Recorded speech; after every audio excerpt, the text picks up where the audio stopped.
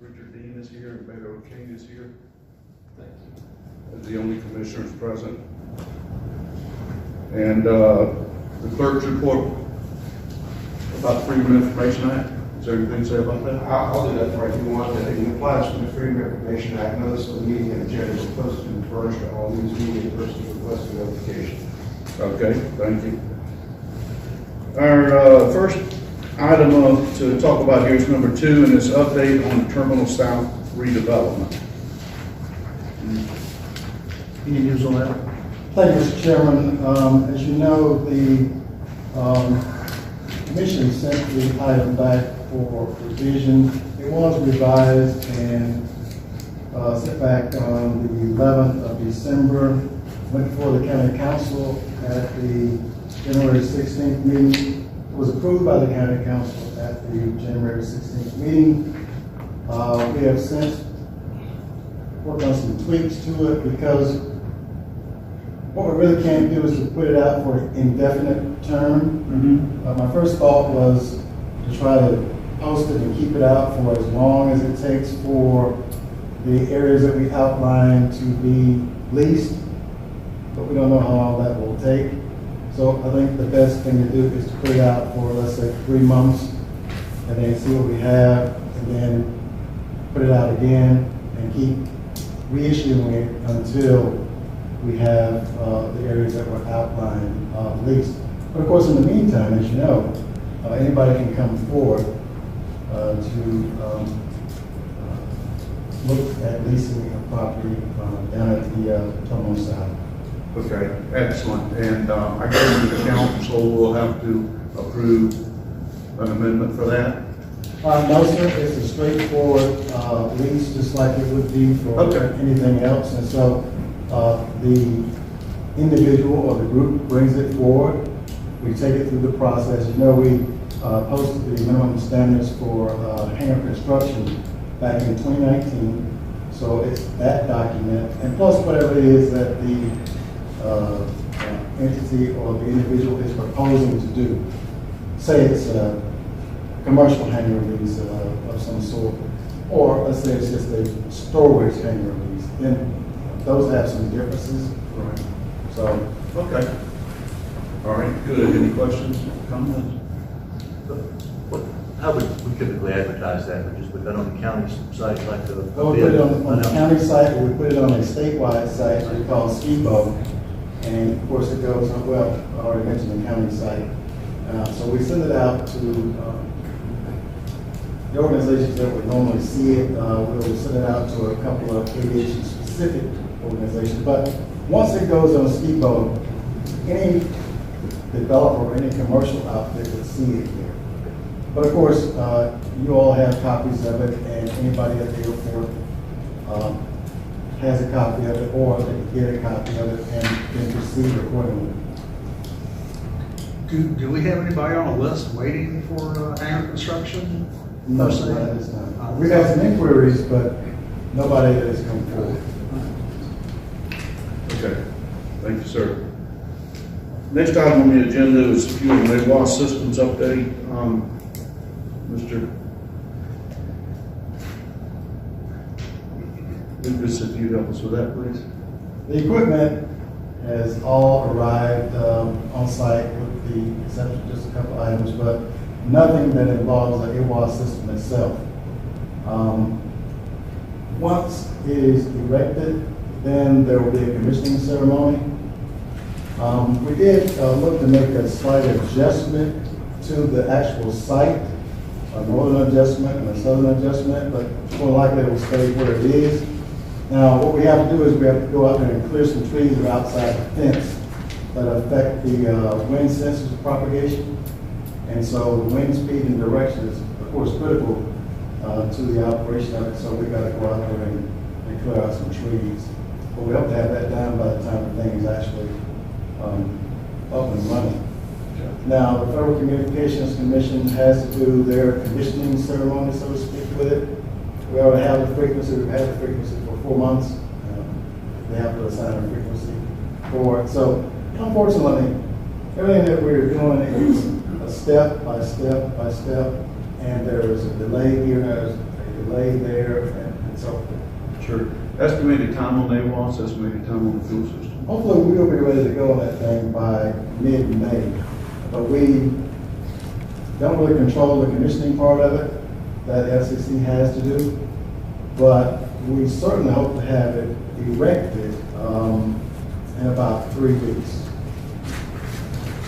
Is that where I saw some green tape back there behind the fence? Along there, is that going to be the area? And I saw 2 tapes and blowing, you know, when Laura lives there, and I just saw it. So you're going to clear that back a little bit, just for okay. So it doesn't. So it evens the wind flow. Is that what that's Well, about? so we get a true picture of the wind flow if we imagine the wind flow coming from the southwest and the west. Because what you don't want to have is a conflict between what the AWAS is saying and what the wind socks are saying. So if you imagine, or if you look at the wind sock that's on the east side of the field, it's pretty true to what the one on the west side is showing, but we need for the wind sensors on the AWAS to do what they are required to do. So all that stuff has to be calibrated. Any idea when that's going to happen? The clearing over there? We're still getting it scheduled with our contractor who does a lot of clearing for us. But we expect that clearing to be done before the site is actually up. Thank you. I know the fuel tanks came in on February the 6th. We have a hiccup somewhere that's delaying that coming operation. Well, we have a couple of hiccups, and the major hiccup is where we get power from. So the initial design that our electrical engineer approved was for the power to come from the existing transformer, the pad-mounted transformer. We're ready to put up another transformer on the north side of the field that would then serve any other development out that way. Then the third option was to bring the power in directly from the street. So our engineer, our electrical engineer, didn't really like the idea of just running it directly from the street because of the voltage drop on that longer of a distance. But he's since gone back and re-engineered it, so we're going to bring it in from the street. But what we'll have to do is to do a directional bore to do that. So we'll have the same company who's done all of the boring that we've had to do so far. Now while we're at it, we have to do a bore on the other side going to the actual AWAS site too. So we've done half of that bore in the sense of the part that goes underneath that new apron. Because we knew we were going to have to go across there, underneath that area, and underneath the taxiway, and underneath the runway to get to where the AWAS site could be. So we went ahead and did some of the directional bore and put it in conduit when we were putting in that new ramp. I know the runway and the taxiway had plans originally for an extra conduit to accommodate that when it came about. That was some of the forethought from the Holt engineers. Is it there? They said it was. They certified that it was. Yeah. Now, by the way, what we're doing also is every time that we do something different, what we're doing is to asking our people to give us a as-built, so we know exactly what's in the ground, because we have a lot of stuff that's coming from the roadway that's in a fairly confined area. Yeah, it's amazing that, all this time, I would imagine they planned for the power when the initial ramp was being put in and the concrete pad for the fuel center was being done 2 years ago, and the design was before that, so it's surprising that wasn't done. Well, actually it was, but, so the idea was to come from that pad mounted transformer that we have, that's over there by that, electric fence, that's, really close to the temporary terminal. But because we got so much stuff running across there, the idea was to forget about that and either install a new pad mounted transformer or else come in from the street. So finally decided to come in from the street, but the engineer had to go back and do another plan because he wasn't really comfortable again with the voltage drop with what the wire specs that they. Is that Holt engineering doing the electrical? No, it's a company called Omega out of Jacksonville. They are our electrical engineers. Cool. And they are the electrical engineer for all of the new part of the airport that's been done. So all that stuff that's been done over there, they were the electrical engineer for that. And we find them more consistent to just keep using them for any additional work that is done. Okay, so fuel system, you're up and operational 30 days, 60 days, 90 days? Our people are out there working on it right now. So the next step is to get that directional board done, get the power hooked up, and as soon as the power is actually hooked up, then we can do the soak test. That will be a 7-day test. We'll get about 1,500 gallons of fuel, and we'll have to recirculate that fuel on a daily basis for 7 days. Doing two things, making sure there are no leaks. Second thing is making sure the pumps work. And so let's assume that that fuel comes back clean. Well, by the way, once we've done that 7 days and we've found no leak, let's say, in the containment vessel, then the fuel samples are sent off to our testing company. And let's say if they come back and say that everything is fine, then we can actually fill the tank the rest of the way and then start the actual operation. So we would expect for all this stuff to be, or to have occurred, let's say in 3 weeks now. What they're working on right now, they're trying to get it done before Friday, because the weather is supposed to go downhill over the weekend and can't get much done, so we'll see what happens next Monday. But they're trying to get the work that they're currently working on, and they hope to get the placards on the tank, but it's doubtful that will get done before the rain runs them off on You Friday. understand the challenges to construction. Okay, I did have a question as to the purchasing of the fuel. Obviously, all of us are interested in keeping the prices as low as possible. Do we purchase our fuel like through a state purchasing group, or do we purchase it individually from individual suppliers? Or? No, as you know, there are only X number of fuel suppliers in the entire country and X number of fuel terminals. So we have a 5-year contract with Titan Aviation Fuels out of North Carolina. Okay. And so every airport has a contract with somebody because that prevents them from having to go out on the spot market and try to determine what the fuel price is going to be from week to week. And by the way, we get the fuel prices every week. And so what a fuel supplier does is they negotiate with the oil companies and the fuel terminals for the actual wholesale price, and then they arrange the transport of the fuel from the terminal to your location. Because if you did it yourself, you have to take the trucks out and go over the road, now you get involved in hazmat stuff, and it gets to be a bit more complicated. It's not worth the effort. We just have the transporters do it, because when the transporters do it, you got 8,000 or 10,000 gallons in the tank on the transport. And so the whole idea about getting the prices down is to get that entire load, or at worst case, do a split load with another airport. And now the price is competitive for the both airports. But initially, let's say you get a 8,000 gallons worth, then you get it at a price that is not prohibitively expensive, because you're not having to pay the on-demand freight charges for it.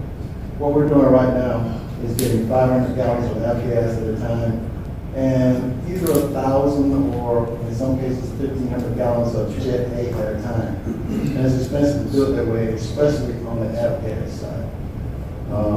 And we never know when we're going to have a run on the jet fuel. We just sold 420 gallons a few minutes ago. We had one day where we sold 1,300 gallons to 3 jets. And when your tank, if it was full, only holds 3,000 gallons, that's a huge pop on any given day. Then you have to make arrangements to get the new shipment. Because the last thing you want to do is run out of fuel. Sure. I would be interested in seeing the agreement with Titan to see how they're being compensated in a manner that keeps them competitive on behalf of the county. Well, it's not them that has to be competitive, it's us that have to be competitive, because they're getting the fuel wholesale with some of the fuel retail. Right. But their contract will be up. When it's up, it'll be rebid. Right, but what we do, we buy at least a tank load every day, and we get prices from several different fuel suppliers. And we get, we make a decision which one we're gonna use of those 4 different companies on an individual day based on what they're quoted delivered. And we just want to make sure there's something in the contract that limits the amount that Titan can mark it up and that they are actually shopping it. Well, now keep in mind that they have an exclusive contract to be our fuel supplier. I know that there's gonna be some verbiage in there, hopefully, that controls that. Well, they're gonna do the best they can for their customer. Okay, all right, give me a copy of that, please, if you could. Any other questions, comments on those 2 items? No. Okay. The FOIA request and standardized monthly reports, Mr. Dean, we refer to you on I submitted a FOIA request for fuel expenditures for a specific time frame that was submitted January the 12th. I had not received that. I've received information earlier prior to that FOIA request on fuel sales. Mr. Lucas has provided that to me, but I've not heard anything on the FOIA request for fuel expenditures. Anybody update me on that? I provided the FOIA request information as requested to Mr. Taylor. Mr. Taylor handles all the FOIA requests on behalf of the county. Okay. First, I'll apologize. The first FOIA request, January 8th, was followed by a letter on the 9th saying put it on hold. On the 10th, my wife came down with COVID, and I did not see your FOIA of the 12th. And so it slipped through the cracks. And then I saw that there had been other information provided, and I presumed that it had been given to you. If I owe you something, I'll get it to you, but I'm really not certain what it is that I have that is different than what was already given to you. And if I'm happy to try and figure that out with you, but part of it was just, it was a bad time that week. Okay.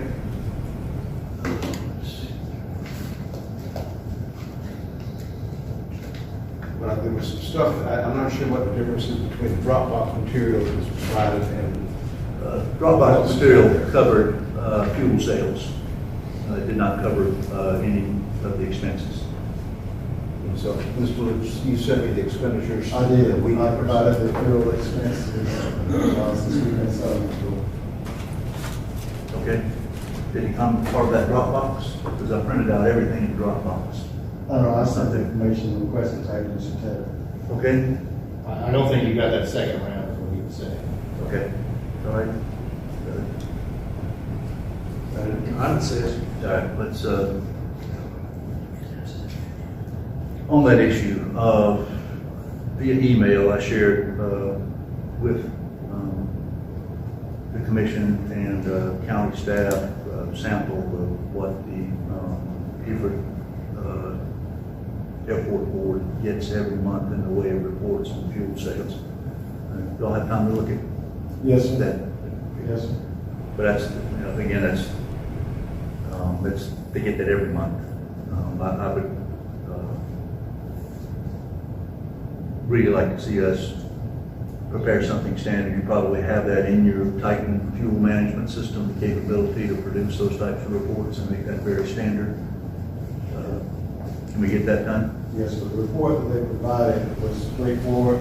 The second report about employments and stuff like that, that's done through a airport monitoring system. Right. So I'm glad that that was brought up because we are needing to procure a system just like that. So we'll have that information generated automatically. Or at least it will be generated for any aircraft that has automatic dependent surveillance broadcast on board the aircraft. Okay. Do we think we can start doing this next month? Sure. Okay, very good.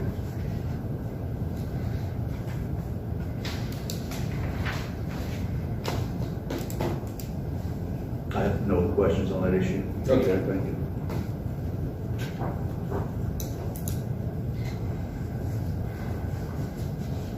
Business license process for airport-based businesses.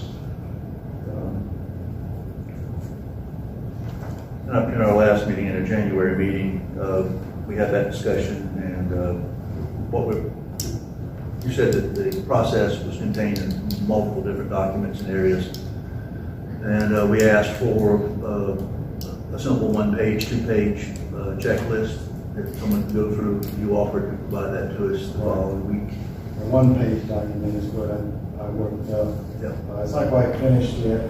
Need to go through the business license and the planning department. But the actual checklist that you talked about, that one is substantially finished. But keep in mind that anybody who is requesting a business license can come forward and we'll work them right through it and move on with or without the other documentation. ETA. When you think we'll have this? I'll get ready by the time of your next commission meeting, whenever that is. Second And Wednesday in the of the month? meantime, we will have had that meeting with the business license official and the planning and building, because, and also the fire marshal is involved in that too. Of course, it depends on the nature of the business.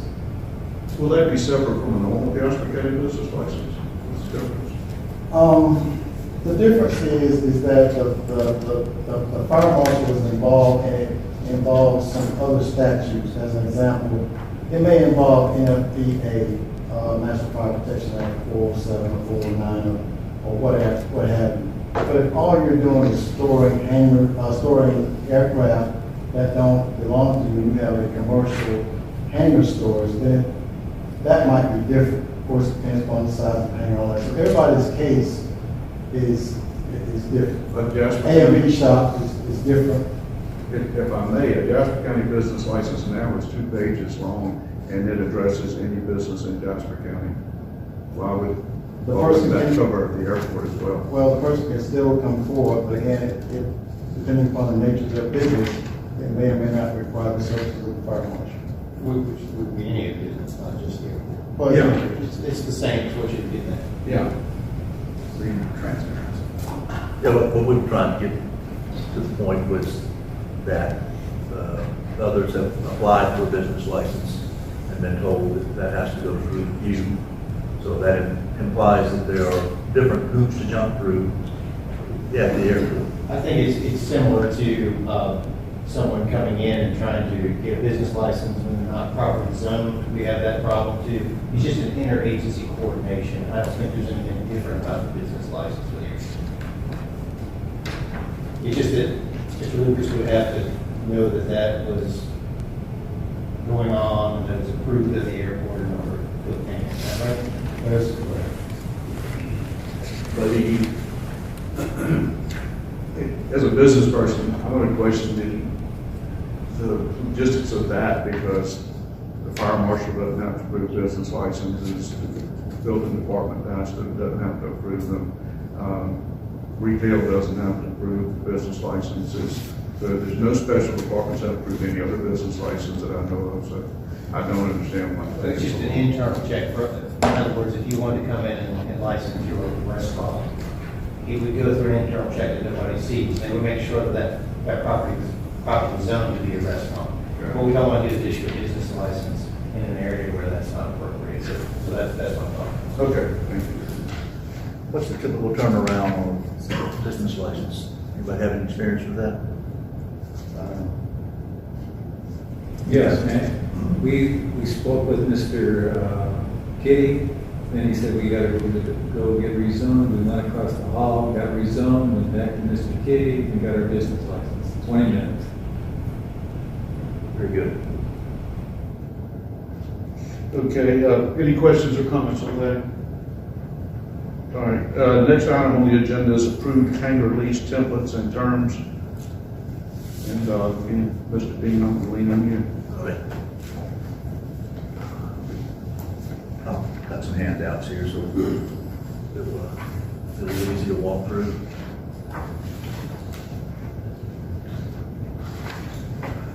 Oh, thank you.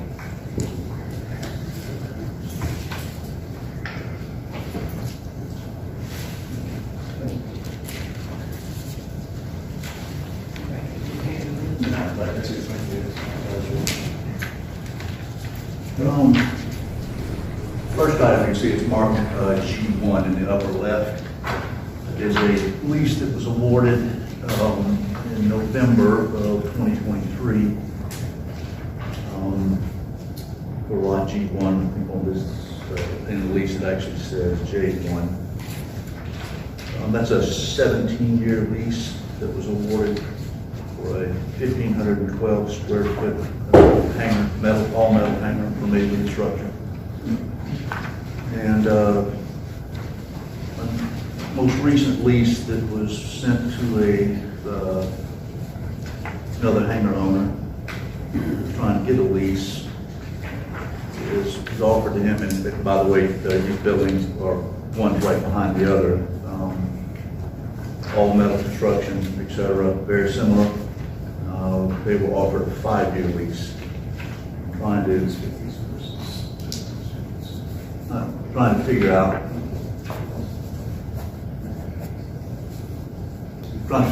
what's the difference between one gets a 17, one gets a 5-year. Gets Which offered one, 5 which one are you referring to? The second one was 5 years, you said? Yeah, second one is 5 years. Mr. Tedder? This is, the second one, labeled J2, was a proposed lease. It was there are several types of leases that are out there. Right.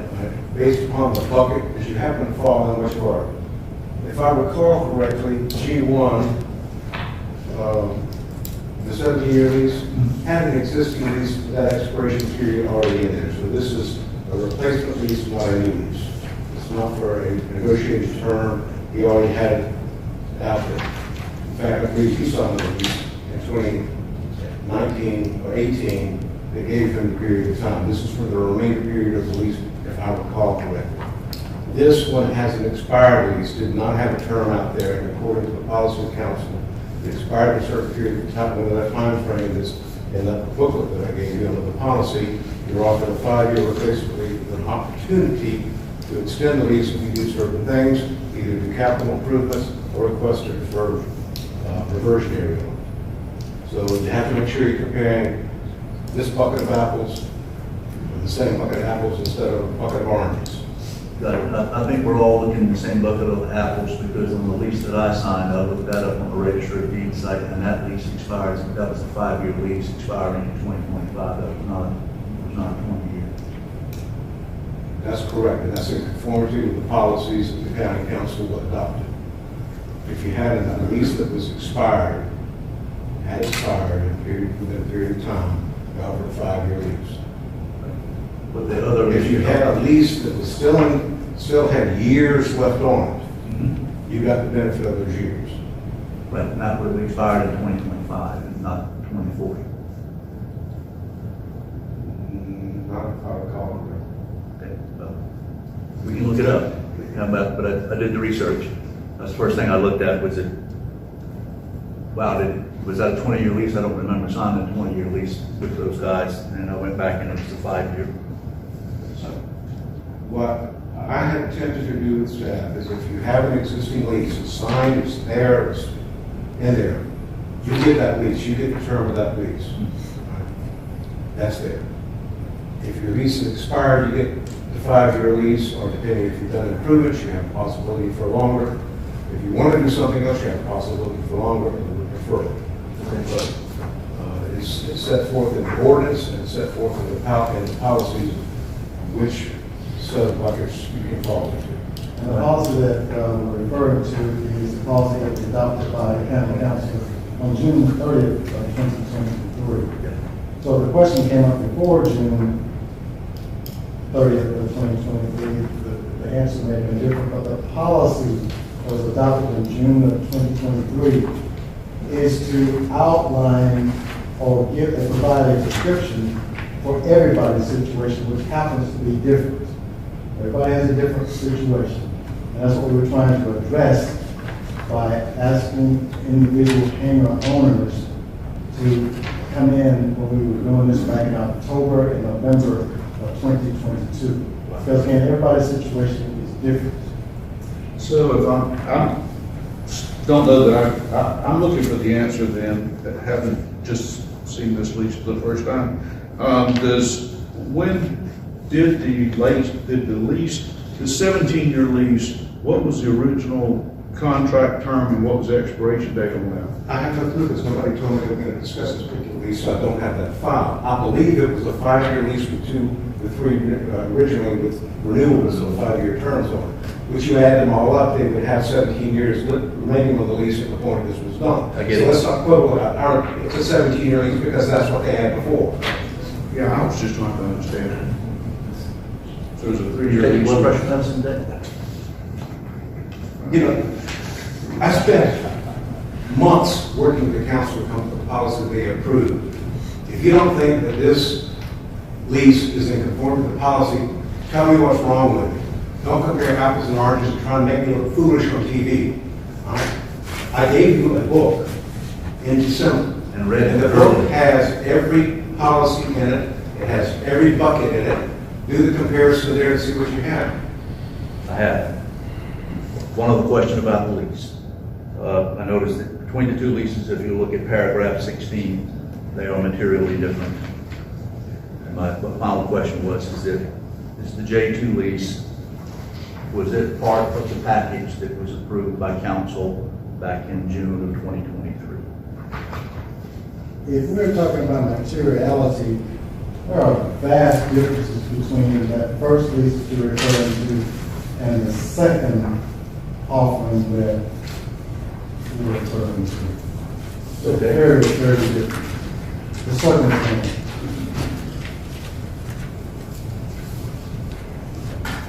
Paragraph 16 changes between different leases, even if they're a 5-year lease, based on the surrender of the possession that you had in the lease that was expired before that. If there was a reversionary clause that gave the property to the county in the old lease, you got the privilege of that moving forward. If it went the other way, that's what it did. That's what the council provided in the ordinance. If the tenant kept the property for a little bit unless he wanted to give it to the county, that's what he had in the old lease, that's what he gets in the new lease. If it was already going to the county in the old lease, that's what's up for in the new lease. So those two options are specifically provided for in the templates that were approved by the council.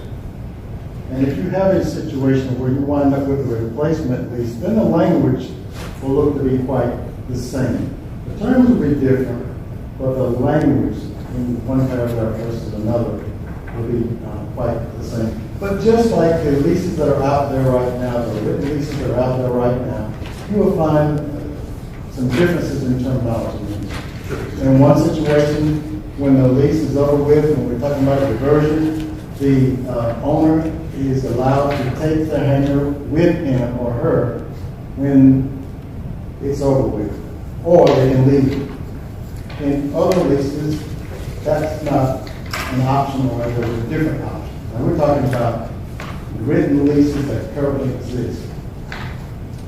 I do want to point out that I met with the FAA on 2 separate occasions and provided written materials and policies and these chemical leases to them in 2023. And they responded back and said that these were appropriate terms and we were compliant with grant assurances by doing that and address their concerns. So I didn't just make this up. I worked with the FAA to make sure that they were compliant. You have copies of that letter? That is the package here. Read them thoroughly, many times over. Just trying to get a full understanding.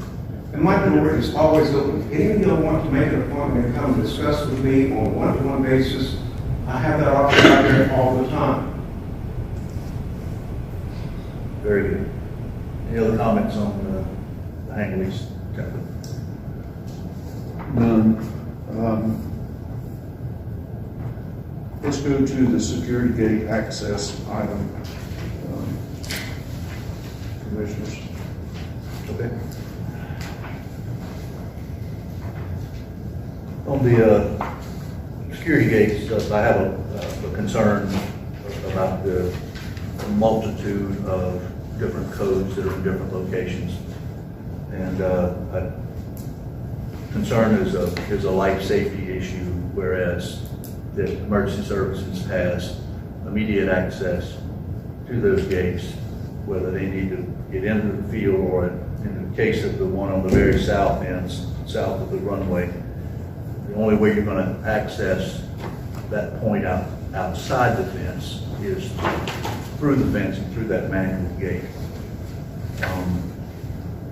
2 years ago, 3 years ago now, we had an engine failure and an aircraft go down in that area.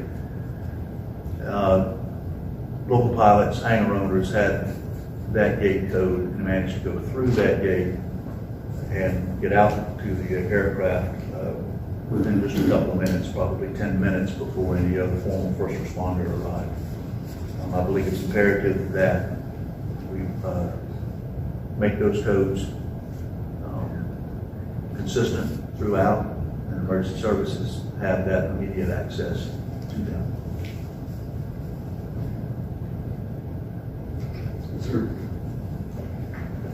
Do you want to speak to that, Mr. Lucas? Are we talking about electric gates or manual gates? All.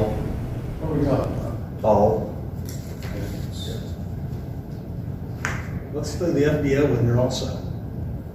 And have access to the FBO also, without having to pound on the door and then ask, what do we need or what do we want? I mean, that's our FBO. That's the public's FBO. We should have access to it if we want to do ground school, for pre and post for flight instructors, for doing weather briefing. If I don't have a Wi-Fi connection, I should be able to go down there and go on in there and do that. I just, every FBO I've ever been to, you know the code, you know the after hours code if you're there. I've spent nights in FBOs with nobody there, sleeping on the couch, watching the TV, waiting for the weather to clear. I was told at one time it was a county building and I didn't need to have access in there. And that was last year, and I haven't really been back since, but one other time. And also, while we're talking about gates, do your guys check every gate on the airfield every day? Because I see them come down and check one at the south end every day, but I don't ever see them go and check the ones across the field, down at the north and south ends where the glider port is. The gate thing, there's how many gates? 12 gates? 13? 19. Yeah. Is it 19? Yes. I know it's greater than 15. So I think we should have access to them. I think we should be able to, in a case of emergency, to be able to get down there. We're not driving golf carts and vehicles down through there. We just want it for resource. And the other thing is, a pedestrian gate for the south end. We had guys come in there, they came in an airplane after hours. They weren't in a car, so they couldn't trip the gate opener.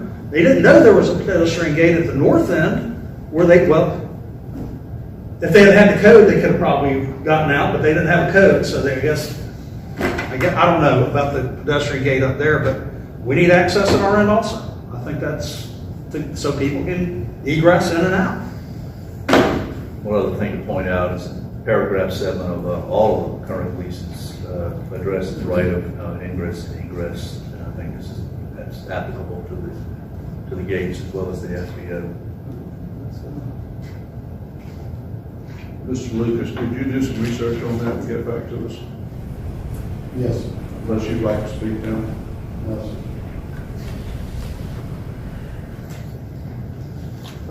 I skipped over the hangar lease payment complaint to the FAA. I got a copy of that, and I'm sure that everybody does. Do we want to talk about our response for that? Do we have a response at this time, or do we need a time to get a response together? Or are we entitled to a response? Well, there were 2 letters, weren't there? There was one that was a complaint to the FAA. I think that would go through the normal channels with the FAA. And the other was, what is it? Was it addressed to the treasurer? Asking the council to do an independent audit, I believe, on why checks weren't cashed. I'm not sure who we answered to that. I'm not sure that's the right person or anything. But I think Mr. Lucas, Mr. Better can explain why we don't cash checks and business arrangements when we don't have valid contracts. It's no secret that if you cash a check, it gives the opposing party the wiggle room to say, hey, we have a contract, you cash my check. And that's why we're doing it. Right. For all businesses in County this year. One of the issues that has come up is the fact that one of the hangar owners with a valid lease mailed in their payment was not processed. That was almost a year ago. And that's what they're trying to get a straight answer as to, we have a valid lease, why are we not processing these checks? If you want to tell us some specific examples offline, we can have to talk with. My hangar. Yeah. I sent a check for $9,800 to the airport manager a year ago. My hangar has a lease that doesn't expire till 2037. Okay. I'm not part of the big mess with the leases. I was just trying to pay my next 5-year tranche ahead, like I was supposed to do. And I calculated it at the new rate, 28 cents a square foot, not 15. And I sent the check in and it never got deposited. And now I'm not going to respond by sending in another check until somebody explains to me how the process works correctly. Did you get a response after you sent that check? No, of course. I don't think that's something we want to do in public, but we'll be happy to work on that and just to get your response. Why don't we want to do it? Sure.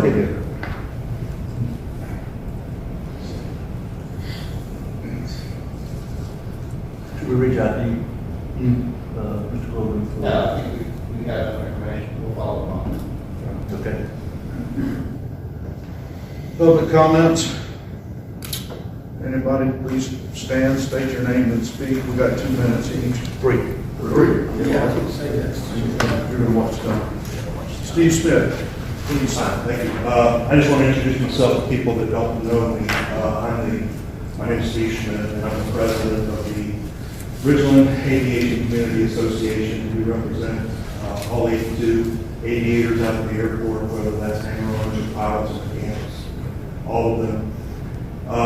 And one of the issues that we're going to take on that just happened recently, and I'm glad you brought it up today, is about the hangar leases. We have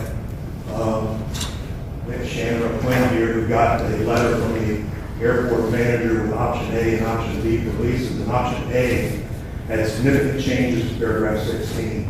Now, the templates that were passed by the ordinance on June 20th, 2023, there's three templates for how the leases are supposed to be.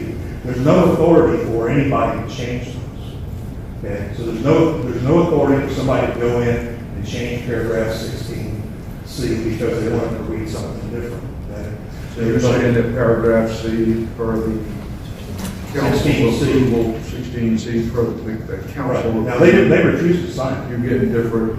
Yeah, somebody thinks they have the authority to change the leases as they feel fit, okay?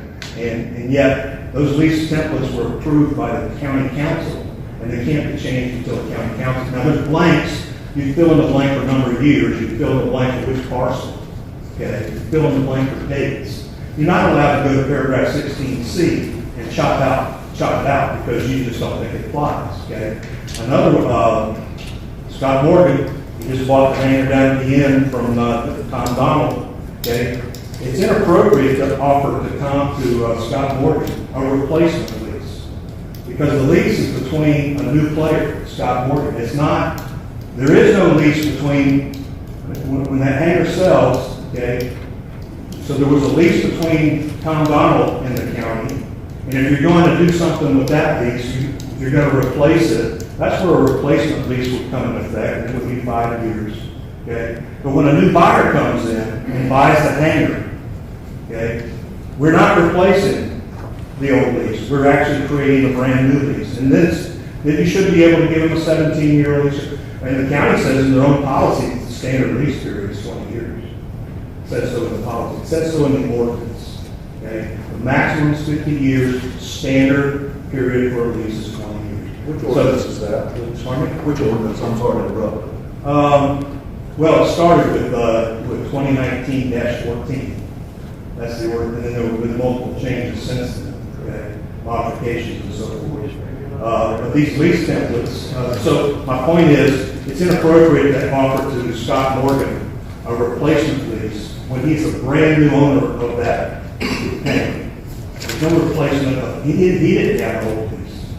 Okay? Tom Donald had an old lease. So anyway, we're getting ready to write a report about these inconsistencies on what's being offered to people, and we'll give that report to the commission so you can send it to the county council. Very good. Anyone else? Gentleman, please stand. Thank you. For those of you who don't know me, Shannon Quinn, my wife and I, Stacy, own the J2 hangar that we were talking about earlier. I went to Danny about getting the lease because mine was expired in December of 23. After speaking with him, I received a letter stating that we had a couple issues with the transfer of the lease from Joe Budd, who I bought it from. And myself, there was an oversight of some signatures that didn't get done into the county system, so there was no transfer of lease in the system, just a couple of signatures. And since the bill of sale was not fully executed, I don't know what that was about, but we have a bill of sale at home that says it was owned by that county. I'm going to read to you the options. Option A, new ground lease, 5 years at 28 cents a square foot. At the end of the lease terminates, owner has 60 days to remove the hangar. Option B, 10 years, 5 plus 5 years lease term at a sustainable market lease rate of $1,000 per month. At the end, the hangar belongs to Jasper County. Option C, vacate the hangar now with 60 days notice, executed by Jasper County. I obviously threw out the that would be ridiculous. C, not doing that either. I read lease A, I don't know how many times. There's nothing in lease A that makes me think I'll ever get it. If somebody's got to show it, I've been spending the last 2 months trying to have somebody tell me what that lease means, and nobody can tell me definitely we're going to get a renewal. So I can't sign a lease that's going to keep me out of all that area for 5 years. Could I ask you for option C again, please, what that was? Option C reads, vacate the hangar now with 60 days notice, executed by Jasper County. Okay. This is a letter from Danny Lewis, CC to Andy Lewis. Okay. Thank you. Anyone else care to speak, public comment? She raised her hand. I think the young ladies first. Yeah, let's go ahead. I tried to be a gentleman, because I am tired. My name is Dave Green, and I'm a student pilot with the Low Country Soaring Association that operates out of Richmond, 3J1. And what got me kind of interested in all this too is the fact that I'm retired from the FAA. I've got 20 years in the FAA as an aviation safety inspector. So I work for flight operations. I'm a pilot. I have about 20,000 hours, and I soloed at midnight on my 16th birthday. So that's where I'm going to try to use a term like they used in the letter that came back from the FAA to Danny Lucas, airport manager, and Andrew Fulton. I don't know if I'm pronouncing that correct. It's close. It's full jump. Close enough? Oh, are you Andrew? Yes. Pleasure to meet you, sir. Okay, well, at any rate, one of the things I just wanted to bring up real quick, this is all about the complaint that was filed way back in March about the fellow that had the tank down there where people could do self-serve fuel. And wow, you talk about the tip of the iceberg. I mean, that's kind of what got the whole ball rolling here with, letters to the FAA, surety grants and this and that. And real quick, I just want to make sure I'm on the same page. One of my managers in the FAA said, Green, he said, we all think you're stupid sometimes, but when you open your mouth, you prove it. So I kind of, don't want to go down that road here amongst my fellow aviators. And that's something that I just want to go ahead and defer to real quick, because I know I've only got 3 minutes, but this is how the FAA Guidance Advisory Circular 150-5190-6. Now, sometimes when you're a good FAA guy, if you can't baffle them with bullshit, what you do is you dazzle them with footwork. And you come up with stuff like Appendix 1 definition surplus 3 and by the time somebody's through talking to you like we all know, they said, what did she say? It was called a word salad. Aeronautical activity, any activity that involves, makes possible, or is required for the operation of aircraft, or that contributes to or is required for the safety of such operations. Activities within this definition commonly conducted on airports include, but are not limited to, the following: general and corporate aviation, air taxi and charter operations, scheduled and non-scheduled air carrier operations, pilot training, aircraft rental, sightseeing, aerial photography, crop dusting, aerial advertising, surveying, aircraft sales, aircraft services. I could tell you ultralights, parachute, drop zone. I mean, we're talking about anything and everything that's aircraft related. Scheduled and non-scheduled, rental, sightseeing, photography, we went through that. Aircraft sales, aircraft storage, sale of aviation, petroleum products, repair, maintenance, sales, aircraft parts, parachute, or ultralight activities, and any other activities because of their direct relationship. You get a job done. What's that? That's 50. And I'm about to run out of time. Yeah. Okay. Well, at any rate, I can see my 3 minutes. it's everything but model aircraft You're done, thank you. and rockets. I'm sorry. Okay. Just 3 minutes. I'd love to hear the rest. Oh, I believe you would. You're a businessman. Thank you. Anyone else? Oh, you said you. I can see in my 3 minutes. Is that all? Is that Yeah, you can do that. Yeah. Please, I'm Okay, sorry. thank you. So, and I just want you all to see this so you realize this is what I'm reading from. This is a letter from the lady in Atlanta that is the FAA Airports representative for Jasper County. This is, her name is Katura Christel, and she wrote this letter, like I said, back to Mr. Fulgrim and Danny Lucas, the airport manager.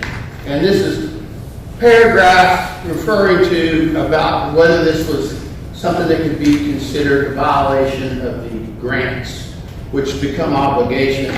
And I mean, I'm glad I got your 3 minutes. I'm going to tell you this real quick. You got to hear this. I mean, it's just unbelievable. You can have my 3 minutes also.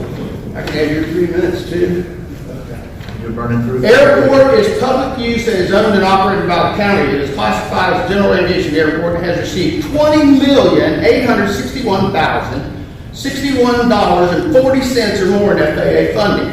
My question real quick, is the AWOS part of that FAA funding? Is the county paying for that, or is the FAA kicking in any money? We'll have to respond on questions later. You can make your statement now. Okay, my statement is, is that that's why it is very important that the FAA has a role in looking after the taxpayers' $20,861,061.40 that they've put in the airport since 1993.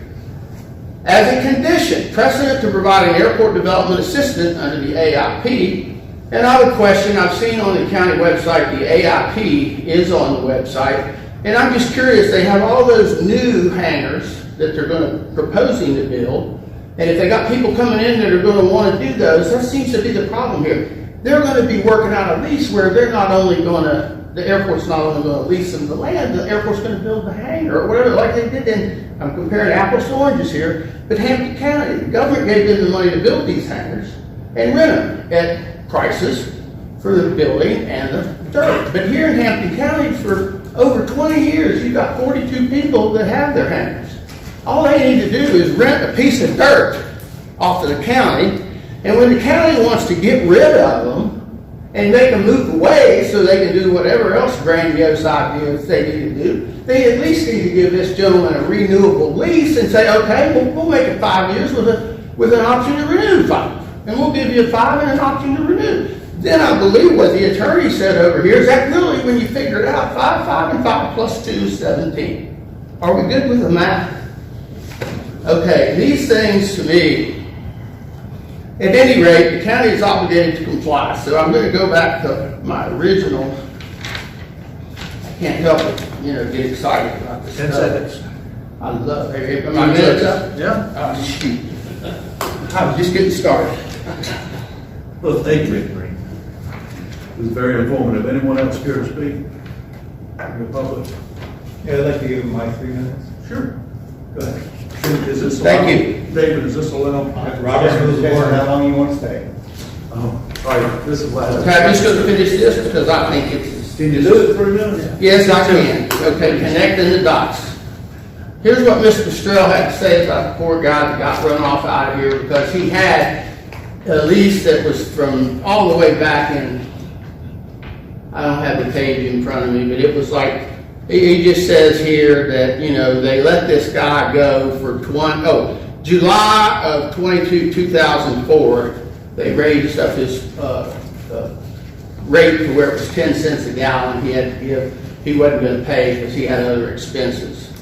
But at any rate, she responds to that, and it says, Grant Assurance 24 requires that an airport maintain a fee and rental structure for airport users to ensure the airport remains as financially self-sustaining as possible.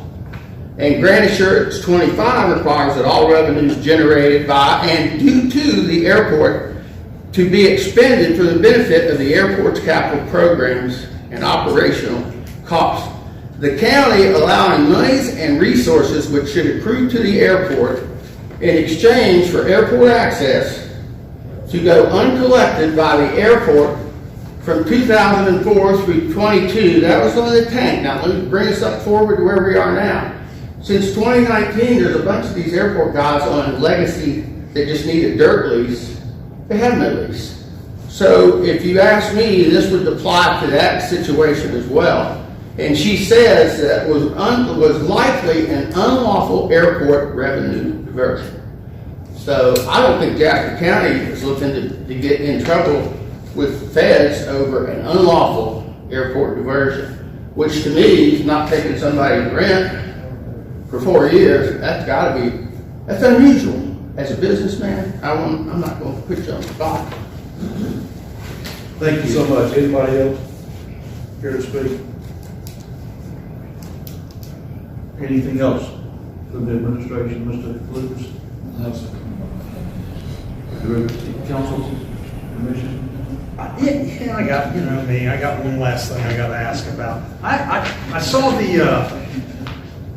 the state of Jasper County's breakfast, I heard that Marty Saul said that we accrued a $10 million in income from the airport this last year. I'd just like to see a breakdown of where this $10 million figured. Is that statistics from the South Carolina Aeronautical Commission or Hull Consulting? Is it a formula? I mean, I'm just curious. That's a big number. for this airport, and it just, I'm curious to where the 10 million, what it entails. I think it's great if we always want to make money. Airports usually don't make money, but that's a big number. I think the last time he said it a few years ago was 8 million in revenues. So that's a lot of jet fuel. That's a lot of people coming in here. So. Yeah, that economic impact, the association, the Aeronautics Commission at the state level, there's a study, and we can ask about that. And I was just curious. It just seemed like such a big number, and I'm gonna go ahead and pull the Band-Aid off, as our chair says. You know, this airport's in the business of also hospitality, and I can't seem to go a week without hearing a negative comment. This happened or that happened. I went through ForeFlight and looked at comments for the last 3 years, and they are from horrific to good and everything in between. I think we could be doing better on some of the hospitality ends. We seem to have a lot of disgruntled people that, well, we had a flight instructor that was stolen with a student a couple weeks ago on a Saturday, and I heard the police were called. I heard the airport. It's not their fault, the employees, because they're probably not informed because they haven't been around other FBOs. That's a normal practice at an airport of a student being stolen. And the flight instructor has a handheld radio. Back in my day, they didn't have handheld radios. They get out and they basically bury their head and make sure you didn't crash and burn. But you know, it just seemed like you got to treat some stuff with kid gloves and be more forthright in the hospital. I mean, it just, this person was stolen somebody, the police were called. I think it could have been handled better if you had said, hey, can you just move over here? Can we move over here? I wasn't there, so I don't know the ins and outs of it, but we seem to have been, the hospitality-wise, it just, I don't know. It just seems I hear a lot of negative things that go on every day, and it's not fair. It's not fair to this airport. This airport never had any FAA being called and complaints and FSDOs coming down. There's been, you know, this airport was self-sufficient for a long time, and you know, I see this budget of $1.2 million. $350,000. My other question is $350,000 for new improvements. What do we have a plan of what that money's going to buy, or what are we going to do for $350,000 in improvements for this airport this year, or what money's been spent already for improvements this year?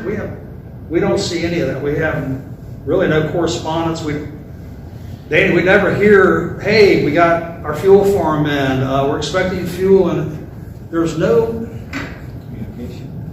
communication amongst the pilots and the hangar owners with management and the line guys. I don't even know the line guys because it seems like they don't come to our area except to come down and check the gate every morning down at the north end. That's about the only time I see them over there. But we got to do it better. We have to work together as a group instead of being, I'm not even going to say that word, being split of this end and that end.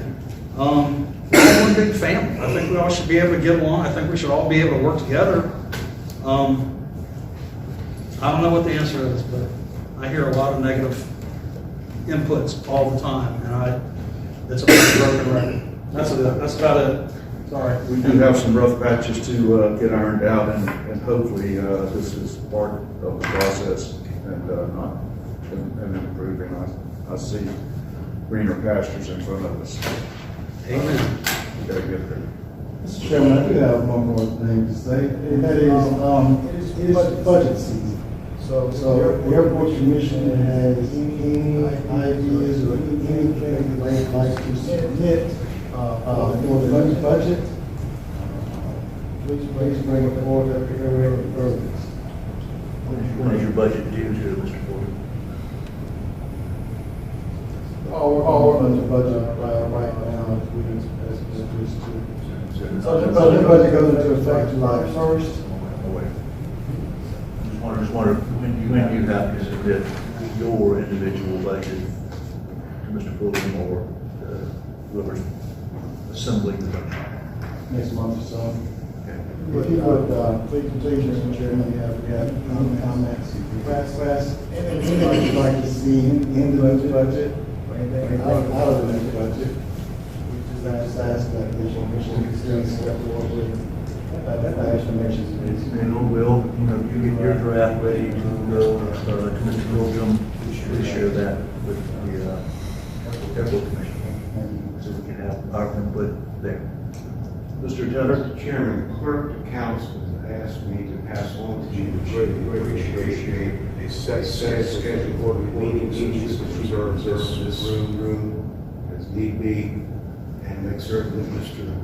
Donovan, who telecasts this, is available on these evenings, and put it on his calendar. Okay, you mentioned quarterly meetings. Is that what the county is looking for, only quarterly meetings of this commission? It calls, the ordinance calls for quarterly meetings on such other meetings as the commission calls. So quarterly is the scheduled meetings. The others you work in as need be or as necessary, and you have to work with the clerk of council to see that the school board in here, we get things that we didn't do last fall.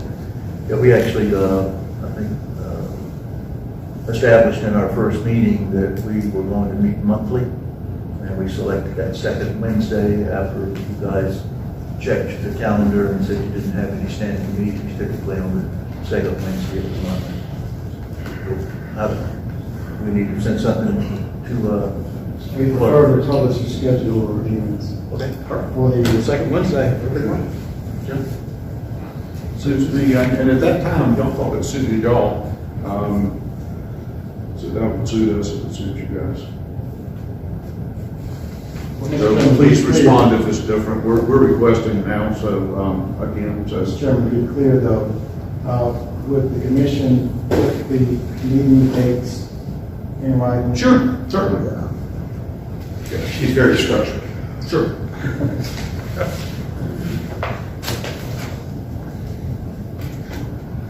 Will do. No further business? No, sir. I declare us adjourned. Motions? I second. Okay. Aye. There we go, we've got it. Thank everyone for coming.